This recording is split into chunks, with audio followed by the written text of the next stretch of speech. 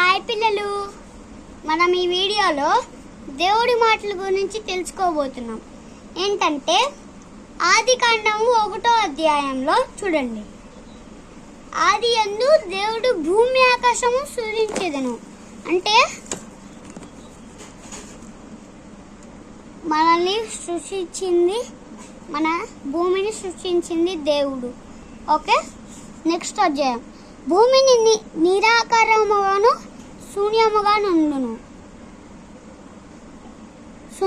నుండును, చీకటి ఆగాదు జల పైన అని ఉండును.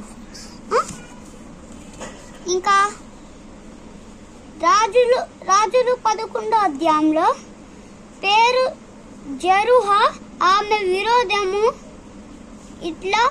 ఇట్లా రాజు మీదకు చేటకు పెట్టును.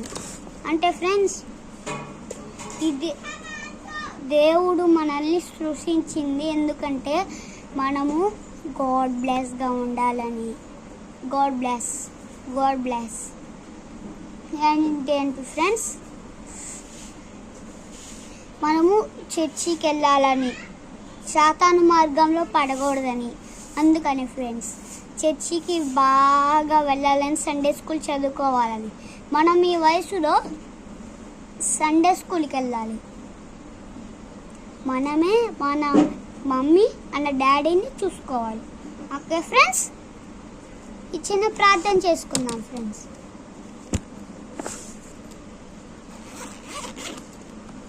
స్తుతి సత్రాలు వెళ్ళించుకున్నామయ్యా, మమ్మల్ని ఆశీర్వదించమని, మా డాడీని ఆశీర్వదించమని.